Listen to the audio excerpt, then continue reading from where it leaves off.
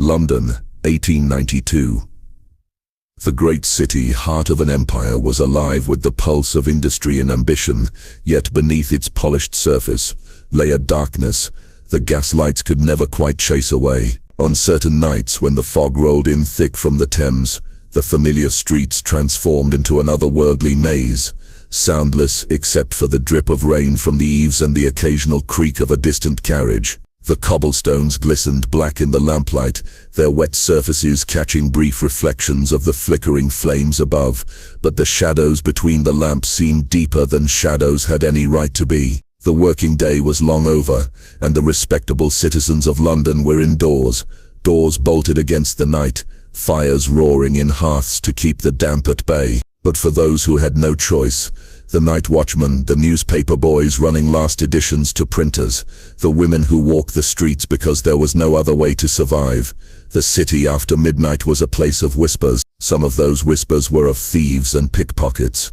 others of drunken sailors brawling outside taverns. But in the winter of that year, another whisper began to spread, slow at first, and then more urgently, until it reached every public house, every tenement stairwell, and every street corner where gossip traded hands. It was said that somewhere in the labyrinth of fog and alleys, there walked a man who wept, not drunken tears, not the mutterings of a broken beggar, but a deep, slow, mournful weeping that carried through the mist like the sound of grief itself. Those who heard it said it chilled their blood. Those who claimed to have seen him described him as tall, dressed in a dark overcoat of fine quality, the brim of a bowler hat pulled low over his eyes. No one remembered his face clearly.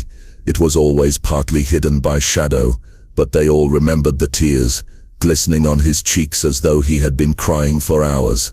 At first the tales were laughed off. London was a city full of eccentrics after all, and the streets at night played tricks on the senses. The sound of water dripping from a gutter could be mistaken for sobbing. A shadow moving in the fog could take human form in the mind's eye. But then came the first body. On a bitter February night, a constable patrolling near Fleet Street found her. Clara Holloway, 22 years old, a seamstress by trade, lay crumpled in the narrow mouth of an alley. Her small hands were clenched tightly against her chest, and her eyes, wide open, stared up at the grey night sky with an expression that suggested she had seen something unspeakable in her final moments. Her cheeks were wet, not from the drizzle that had been falling earlier that evening, but from tears, fresh tears. There were no wounds, no signs of struggle. Her heart had simply stopped, as though she had been frightened to death. The coroner, baffled, recorded the cause as sudden cardiac failure, possibly induced by shock, but those who saw her whispered another explanation. She had met the weeping gentleman.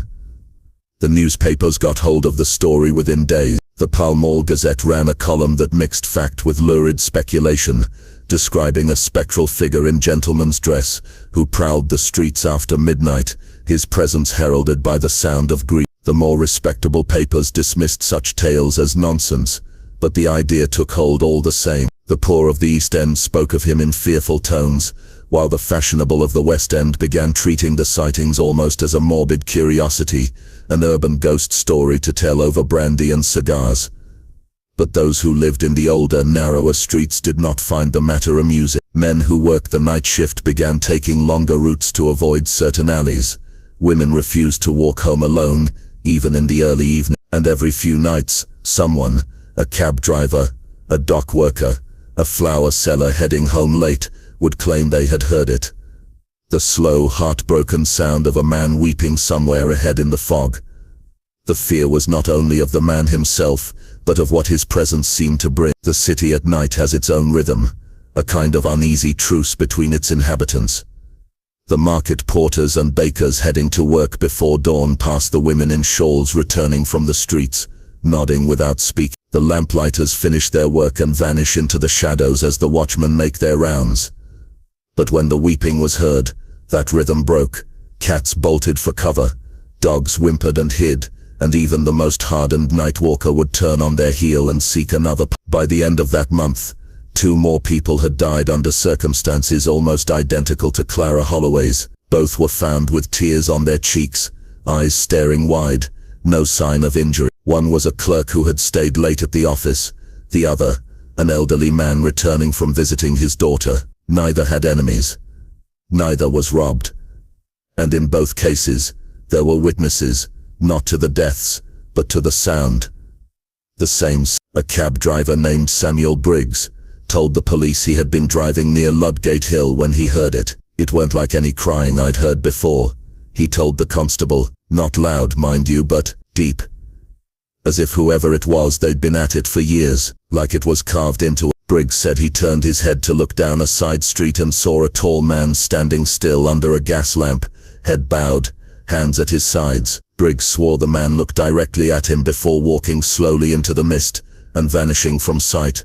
Word spread faster now. In taverns and boarding houses, in the shadowed corners of marketplaces, people repeated the story with subtle variations, each making the weeping gentleman more terrifying than before. Some swore he was the ghost of a jilted lover who had drowned himself in the Thames. Others claimed he was a father whose family had been taken by illness, doomed to wander until he claimed enough lives to balance some unknowable ledger. A few more skeptical suggested he was nothing more than a madman skilled at scaring people to death. But no matter the theory, the fear remained the same.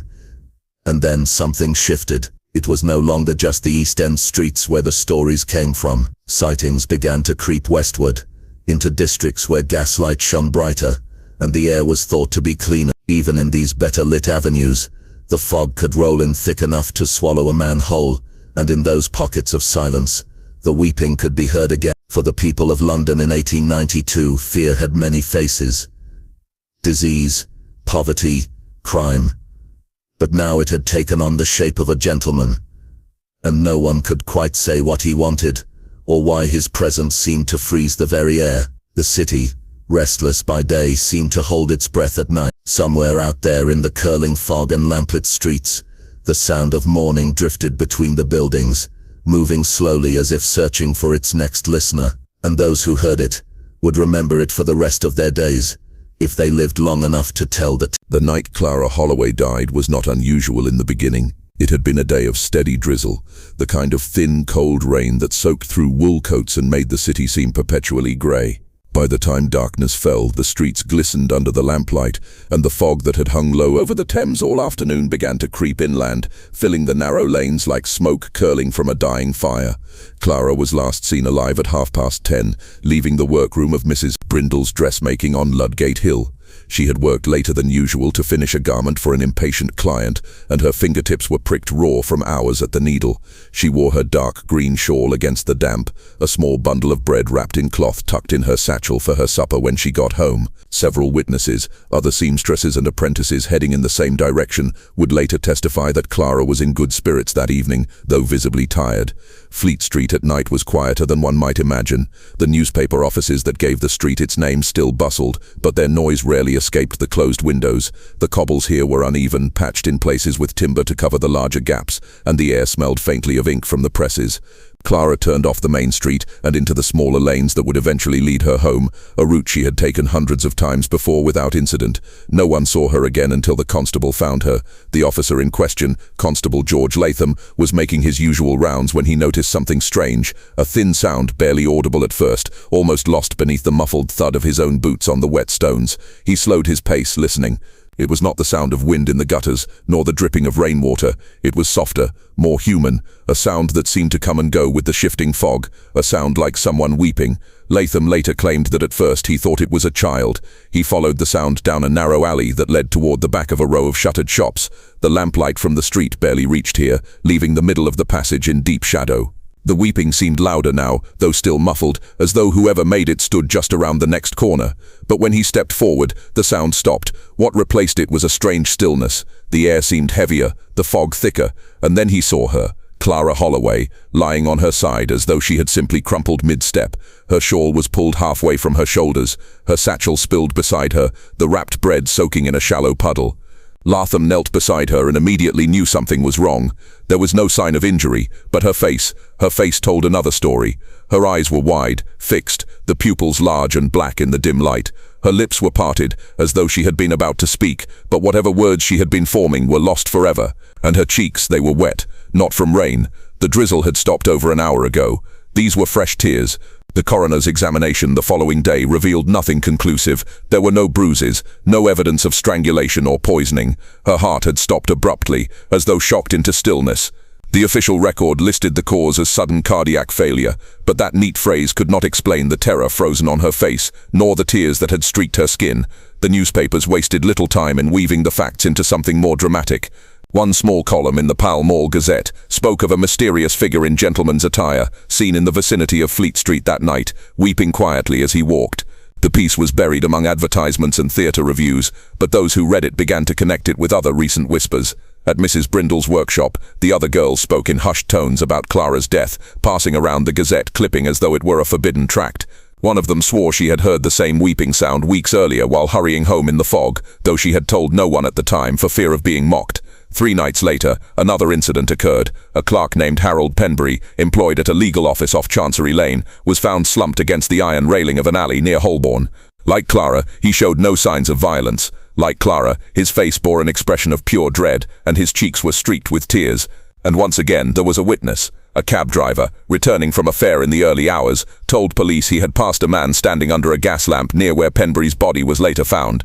The man was tall, well-dressed, his hat pulled low. The driver couldn't make out his face, but what struck him was the way the man stood, perfectly still, head bowed, hands loosely at his sides, and the sound that accompanied him, soft, steady, and unmistakably the sound of a man crying. The driver did not stop to investigate. By now the whispers had grown into something more. The name The Weeping Gentleman appeared in the press for the first time, though most papers dismissed the connection between the deaths as sensationalism. Scotland Yard issued no official statement, though internal memos reveal that several officers were instructed to keep an ear out, literally during their night patrols. The fear spread faster than any official investigation. The city's poorest quarters, already wary of strangers, became even more insular. Children were told not to linger outside after dusk. Women walking home from work began to carry small knives or heavy keys clutched tightly in their fists. Men who once took pride in walking the streets unafraid now admitted to crossing to the other side if they heard so much as a sniffle in the fog. And then came the third victim. Mrs. Agnes Fuller, a widow in her 60s who earned a living mending clothes, was discovered just outside her lodgings in the early morning. The landlady who found her screamed so loudly that several neighbors rushed to her aid. Though there was nothing to be done, the scene was painfully familiar. The stillness of the body, the eyes frozen wide, the damp streaks on her cheeks. In this case, 2 separate witnesses reported hearing the weeping in the hour before she was found. One, a newsboy named Tommy Webb, told police he had heard it while delivering papers, though he never saw the source. The other, a lamplighter finishing his rounds, claimed he saw a shadowy figure disappear into the mist near the spot where Mrs. Fuller later fell. He described the figure as like a gentleman, tall, with his hat tipped low and his coat collar up, though he could not say for certain if the man was real or some trick of the fog and the light. 3 deaths in as many weeks, no cause, no suspect, no apparent motive, and always the same strange detail, the tears. The coroner's reports could not explain them. Friends and family insisted the victims had no reason to be weeping before they died.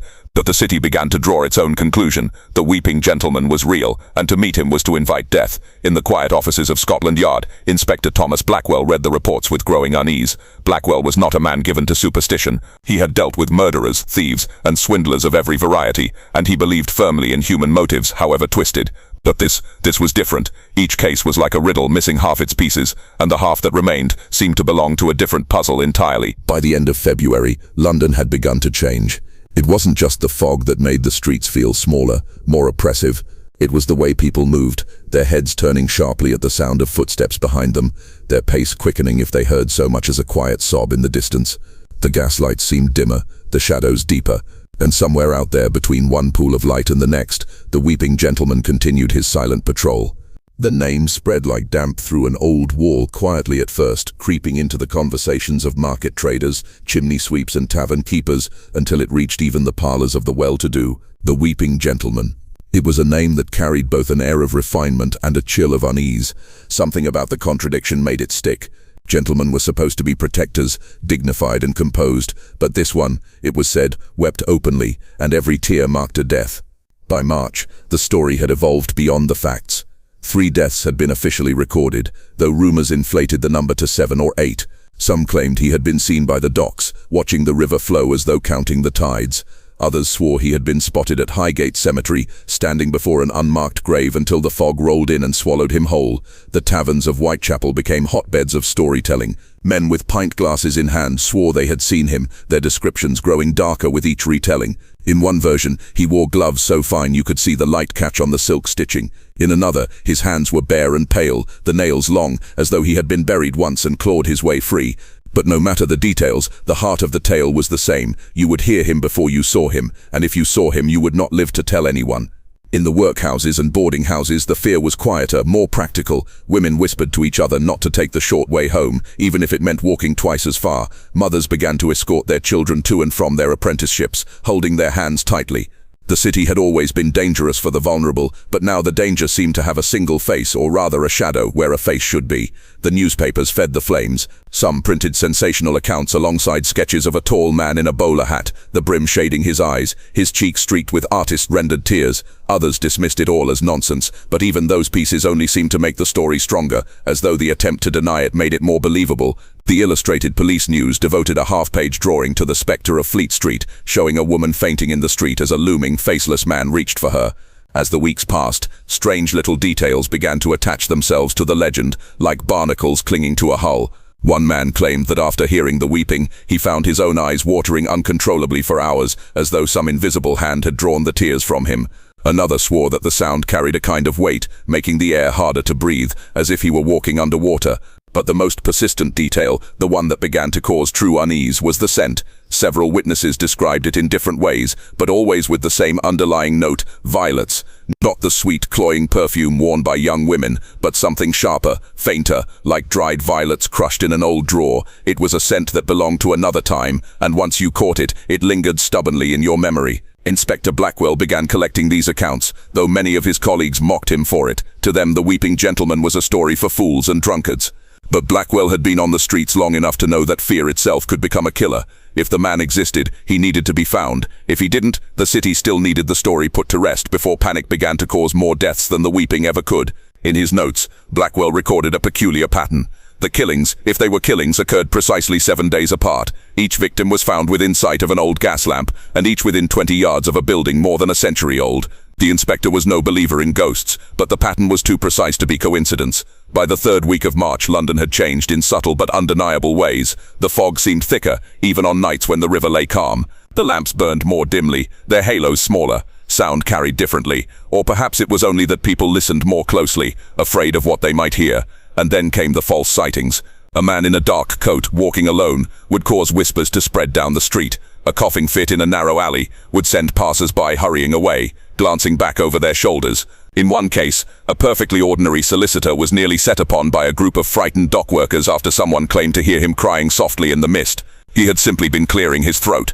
Yet amid the false alarms, there were reports that were harder to dismiss. One came from a young constable named Avery, who was patrolling near the Strand late one night. He heard the weeping first, low, steady, as though coming from someone standing just out of sight.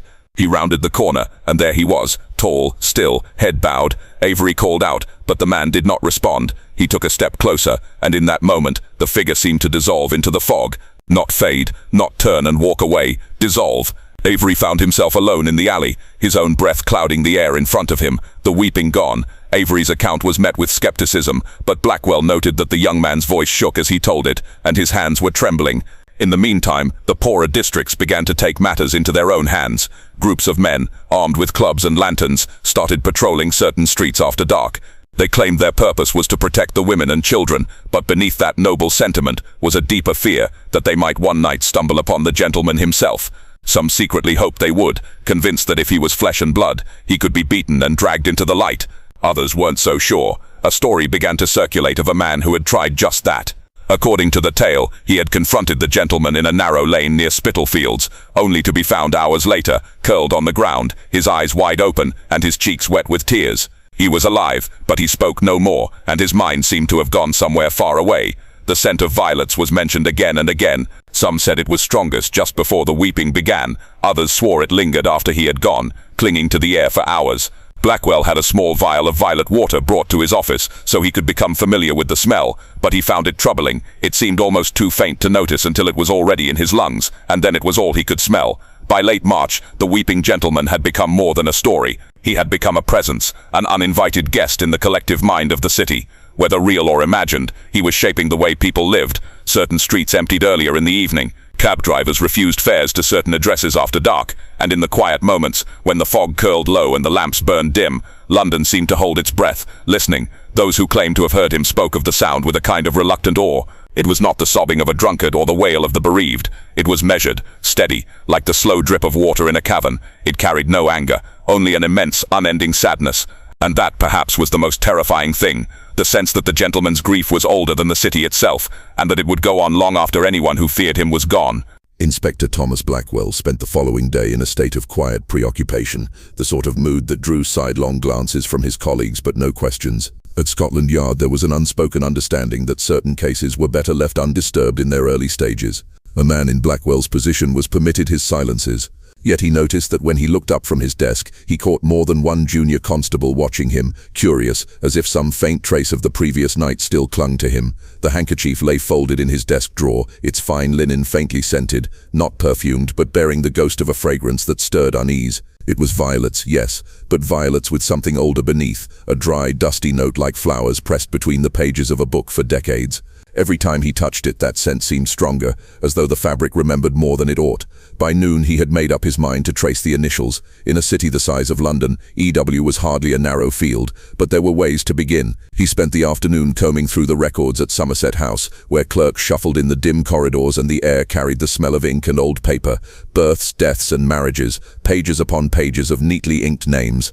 His progress was slow, but by evening he had narrowed it to several dozen men and women in the right age range, all bearing those initials. Most could be dismissed at once. Widows, children, common labourers unlikely to own a handkerchief of such fine make. One entry, however, held his attention. Edmund Willoughby, born 1838, married 1864, recorded deceased in 1872, but with a curious annotation in the margin, presumed. The word was underlined twice in a different hand.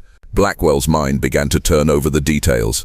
A presumption of death usually meant a disappearance without proof of the body, at sea perhaps, or in some distant colonial outpost. But in this case, the address listed for Willoughby's residence at the time of his disappearance was in London itself, a townhouse on Chancery Lane. He found himself walking there after dark, not quite admitting to himself why. The streets were damp from a light rain earlier in the evening, and the fog that rose from the cobblestones clung low, wreathing his boots. Chancery Lane was quiet, its legal offices long closed, the windows of the upper floors dark. The townhouse in question still stood, though it was now the premises of a small firm of accountants.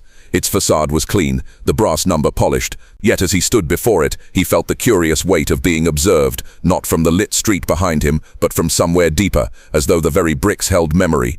Blackwell was not a man to knock at doors without cause, so he merely walked past, noting the narrow alley that ran beside the house, its mouth half swallowed by shadow. He glanced down it as he passed and thought, for an instant, that he saw a shape at the far end, tall, still, and faintly luminous in the gloom. When he blinked, it was gone.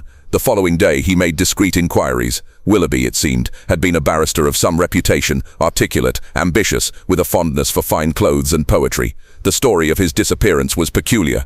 One evening in the autumn of 1872, he had been seen leaving his chambers near Temple Bar, carrying his walking cane and wearing a black overcoat. He was expected home for supper but never arrived.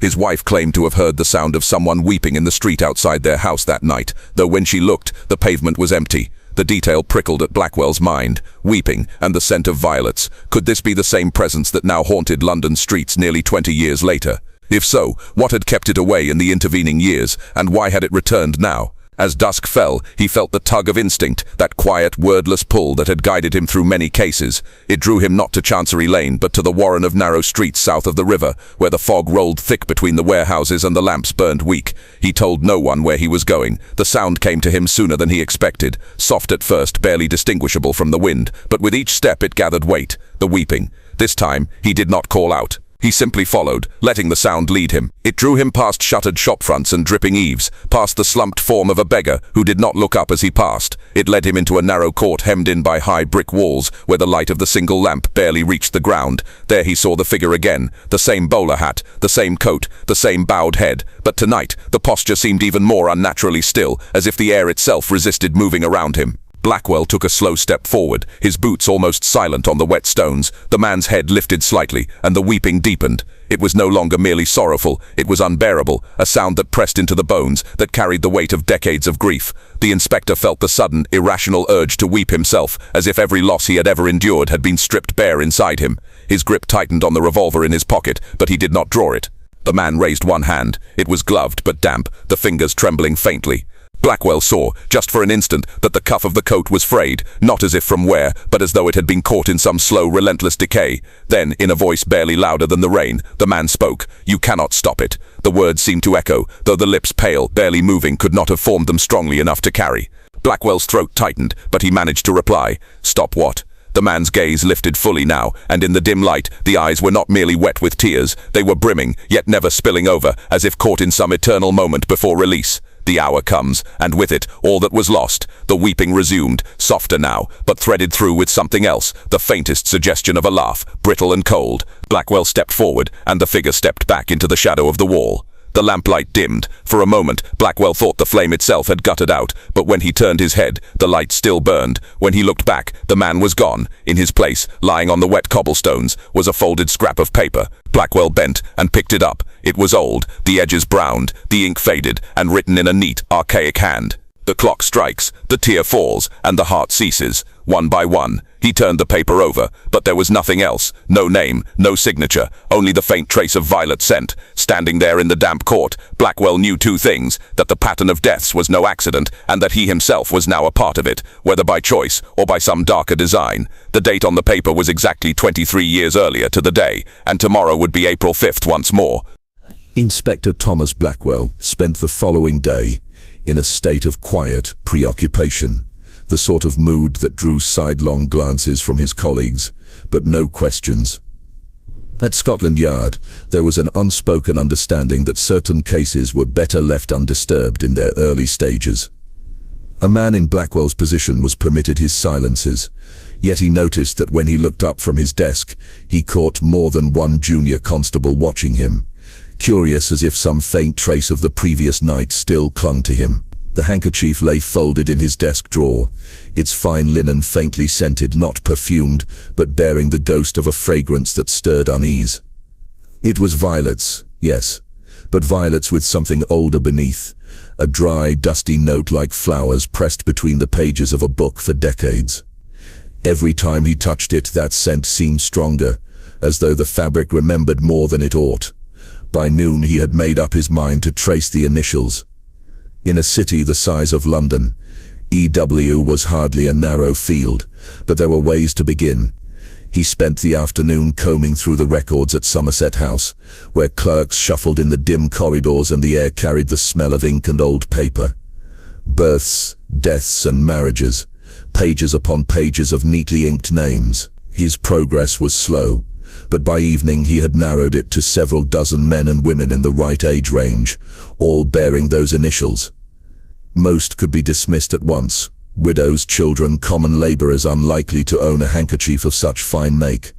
One entry, however, held his attention: Edmund Willoughby. Born 1838, married 1864, recorded deceased in 1872, but with a curious annotation in the margin, presumed. The word was underlined twice in a different hand. Blackwell's mind began to turn over the details. A presumption of death usually meant a disappearance without proof of the body, at sea perhaps, or in some distant colonial outpost. But in this case, the address listed for Willoughby's residence at the time of his disappearance was in London itself, a townhouse on Chancery Lane. He found himself walking there after dark, not quite admitting to himself why. The streets were damp from a light rain earlier in the evening, and the fog that rose from the cobblestones clung low, wreathing his boots. Chancery Lane was quiet, its legal offices long closed, the windows of the upper floors dark. The townhouse in question still stood, though it was now the premises of a small firm of accountants. Its facade was clean, the brass number polished, yet as he stood before it, he felt the curious weight of being observed. Not from the lit street behind him, but from somewhere deeper, as though the very bricks held memory. Blackwell was not a man to knock at doors without cause, so he merely walked past, noting the narrow alley that ran beside the house, its mouth half swallowed by shadow. He glanced down it as he passed and thought, for an instant, that he saw a shape at the far end, tall, still, and faintly luminous in the gloom. When he blinked, it was gone. The following day he made discreet inquiry. Willoughby, it seemed, had been a barrister of some reputation, articulate, ambitious, with a fondness for fine clothes and poetry. The story of his disappearance was peculiar. One evening in the autumn of 1872 he had been seen leaving his chambers near Temple Bar, carrying his walking cane and wearing a black overcoat. He was expected home for supper but never arrived. His wife claimed to have heard the sound of someone weeping in the street outside their house that night, though when she looked, the pavement was empty. The detail prickled at Blackwell's mind. Weeping and the scent of violet. Could this be the same presence that now haunted London streets, nearly 20 years later? If so, what had kept it away in the intervening years, and why had it returned now? As dusk fell, he felt the tug of instinct, that quiet, wordless pull that had guided him through many cases. It drew him not to Chancery Lane but to the warren of narrow streets south of the river, where the fog rolled thick between the warehouses and the lamps burned weak. He told no one where he was going. The sound came to him sooner than he expected. Soft at first, barely distinguishable from the wind, but with each step it gathered weight. The weeping. This time he did not call out. He simply followed, letting the sound lead him. It drew him past shuttered shop fronts and dripping eaves, past the slumped form of a beggar who did not look up as he passed. It led him into a narrow court hemmed in by high brick walls, where the light of the single lamp barely reached the ground. There he saw the figure again, the same bowler hat, the same coat, the same bowed head. But tonight the posture seemed even more unnaturally still, as if the air itself resisted moving around him. Blackwell took a slow step forward, his boots almost silent on the wet stone. The man's head lifted slightly, and the weeping deepened. It was no longer merely sorrowful, it was unbearable, a sound that pressed into the bones, that carried the weight of decades of grief. The inspector felt the sudden irrational urge to weep himself, as if every loss he had ever endured had been stripped bare inside him.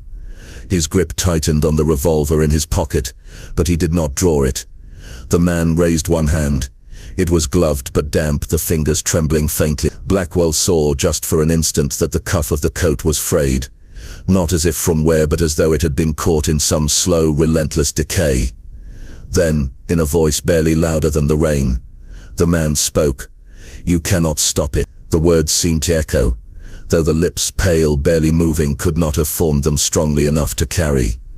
Blackwell's throat tightened, but he managed to reply, "Stop what?" The man's gaze lifted fully now, and in the dim light the eyes were not merely wet with tears. They were brimming, yet never spilling over, as if caught in some eternal moment before release. The hour comes, and with it, all that was. The weeping resumed, softer now, but threaded through with something else. The faintest suggestion of a laugh, brittle and cold. Blackwell stepped forward, and the figure stepped back into the shadow of the wall. The lamplight dimmed. For a moment Blackwell thought the flame itself had guttered out, but when he turned his head, the light still burned. When he looked back, the man was gone. In his place, lying on the wet cobblestones, was a folded scrap of paper. Blackwell bent and picked it up. It was old, the edges browned, the ink faded, and written in a neat, archaic hand. April 5th, 1872. The clock strikes, the tear falls, and the heart ceases. One by one, he turned the paper over, but there was nothing else. No name, no signature. Only the faint trace of violet scent. Standing there in the damp court, Blackwell knew two things: that the pattern of deaths was no accident, and that he himself was now a part of it, whether by choice or by some darker design. The date on the paper was exactly 23 years earlier to the day, and tomorrow would be April 5th once more. Inspector Thomas Blackwell did not sleep that night. He tried, lying in the narrow bed in his small flat off Baker Street, but each time his eyes closed he saw those brimming eyes again, eyes that never let the tears fall, suspended in some cruel, unnatural state of grief. The words echoed in him, "The hour comes," and with it all that was lost. By the time the clock in the street below struck 3, he had given up entirely. He dressed, lit the lamp, and spread the evidence on the small table by the window. The handkerchief with EW in the corner, the folded scrap of paper with its date. The faint scent of violets clung to them both, as though time itself had failed to dull it. April 5th. The morning broke damp and cold, the fog heavy enough that even from his window he could barely make out the opposite side of the street. London seemed muffled, as if the day itself were holding its breath. Blackwell moved through his morning routine with mechanical precision, drinking his coffee and buttering his bread without tasting either. He had decided on a course of action. He would trace the pattern of deaths. At Scotland Yard, he pulled the coroner's reports from 1872. The date matched the paper exactly. 3 unexplained deaths, each occurring within minutes of one another, in different parts of the city. No marks, no wounds, no signs of poison. In each case, the victim's face was described in the same way, eyes wet as though from tears, though no tear had fallen. The cause of death had been left blank. He requested more recent records. In 1878, the same date bore 2 such deaths. In 1885, another. The intervals were irregular, but the day, always April 5th. This was no accident. Someone or something was marking the date as deliberately as a clock striking the hour. By late afternoon, the city began to take on the strange hush he had noticed the night before. Rain came and went in thin sheets, and the lamps were lit earlier than usual, their light diffused into halos by the fog. Blackwell felt that same pull again, not to Chancery Lane this time, nor to the alleys south of the river, but toward the older quarter near Spitalfields, where the streets twisted upon themselves like a knot. He arrived just after 8. The fog there was so thick that the lamps cast little more than a smear of light against it. The streets were quiet, save for the occasional rattle of carriage wheels in the distance. Blackwell walked slowly, revolver in his pocket, ears straining for the sound he dreaded and yet expected. It came, the weeping, low, steady, almost tender in its rhythm, but carrying a depth of sorrow no living throat could sustain. He followed, his steps careful, the sound drawing him along streets he half recognized, and then into ones he did not know at all. A narrow passage opened onto a courtyard hemmed in by buildings so tall they blotted out what little light the lamps provided. The fog pooled here, pale and restless. At the far end, a figure stood with his back to Blackwell, bowler hat, black coat, head bowed. The same stillness as before, the same unnatural sense that he was not standing in the fog but through it, as though it could not touch him. Blackwell stopped, his heart pounding. He had seen this man vanish before. He knew that if he blinked, if he looked away, the figure might dissolve like mist. The weeping gentleman turned his head slightly, as if acknowledging his presence. Then, without a word, he began to walk toward the corner of the courtyard where a single door stood ajar. Blackwell followed, each step feeling heavier than the last. The weeping continued, but now it seemed to come from all around him, the air itself carrying the sound. The gentleman reached the door, paused, and stepped inside. Blackwell hesitated only a second before following. The room beyond was dim, lit only by a single candle on a table. A man sat there, his head in his hands. He was middle-aged, his hair silvering at the temples, dressed in a plain but well-made coat. His shoulders shook as if from sobbing, yet Blackwell heard no sound from him, only the weeping from behind, where the gentleman still stood. Blackwell took a step closer to the seated man. "Sir," he began. The man did not look up. His hand slid slowly from his face, revealing eyes brimming with tears that would not fall. His mouth opened as if to speak, but only a faint sigh escaped. Then his body sagged, the breath leaving him in a slow, unnatural way, like a candle guttering in still air. Blackwell reached him in 2 strides, checking for a pulse, but there was none. The man's expression was peaceful, even serene, yet those eyes were wet. Behind him, the weeping ceased. Blackwell turned sharply, but the gentleman was no longer at the door. Instead, he stood just inside the room, close enough now for Blackwell to see his face clearly for the first time. It was a face both young and old, smooth-skinned, yet lined at the eyes and mouth, as though time had touched him unevenly. The tears were there, frozen in place, the skin beneath them unnaturally pale. His lips moved, and the voice that came was not in the air but inside Blackwell's head. "One more, before the hour is done." Blackwell tried to speak, but the gentleman had already turned away, moving through the wall as if it were no more substantial than fog. Blackwell stood there for a moment, the dead man at his feet, the candle flickering faintly. Then, with a sudden urgency, he ran to the door and out into the night. The weeping had resumed somewhere ahead, fainter now, leading him deeper into the maze of streets. He followed without hesitation. Twice he thought he saw movement in the fog, a shadow slipping between doorways, a flicker of the black coat, but when he reached the spot, there was nothing. And then he heard it, the faint chime of a clock striking somewhere in the city. Not loud, but clear. The hour. The weeping swelled suddenly, unbearably loud, as if the gentleman were standing beside him. Blackwell spun, but the fog closed in, blinding him. He heard a gasp, not his own, and then silence. When the fog shifted, he saw her, a young woman, barely 20, lying on the cobblestones, her market basket spilled beside her. Her face was turned toward him, her eyes glistening wet. No wound, no struggle, dead. Blackwell dropped to his knees, but there was no life to be saved. The chime faded into nothing. The fog thinned just enough for him to see, at the far end of the street. Blackwell did not remember walking back to his flat. The fog followed him, curling in through the cracks of his mind, heavy with the sound of that impossible weeping. When he shut his door behind him, the noise finally ebbed, not gone, but distant, as though waiting for its next summons. He poured himself a drink, but his hand shook so badly that half the whiskey slopped onto the table. 3 deaths, all in the space of an hour, each with the same look, April 5th again.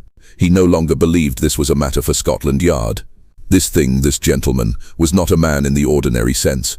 He had crossed walls without opening them, stood in fog that parted around him, spoken without moving the air. Blackwell could chase him 100 years and never clap him in irons, and yet some part of him still whispered that there was an answer. The dates had always been 7 years apart, give or take. The first recorded was in 1872. Blackwell traced backwards, searching parish records and old coroner's notes. The further he went, the more tenuous the accounts became, until at last he found something in a ledger from 1857, not a police record but a church burial entry. The name Edward Wainwright, the date of death April 5th, the cause tragic circumstances, drowned in grief. The words were strange enough to fix in his mind. There was a notation in the margin in a different hand. Left behind wife Margaret, unborn son. The name Wainwright tugged at him. It was the same initial on the handkerchief. He searched again, this time for Margaret Wainwright. Her name appeared only 2 years later, marked as deceased, no cause listed. And then, the son, Elias Wainwright, born in 1857, dead in 1872, aged 15, April 5th, the date repeated like a tolling bell. Father, son, and then others who bore no relation but shared the manner of death. Blackwell pressed on. He found an archived piece from the Illustrated London News, yellowed and brittle. The headline read, "Tragedy in Spitalfields, Family Laid to Rest." The article described how Edward Wainwright had been accused of a theft he did not commit. Before he could clear his name, his reputation and livelihood were destroyed. Margaret, pregnant, was turned out from their home. Edward vanished into the Thames one April evening. Weeks later, Margaret died giving birth.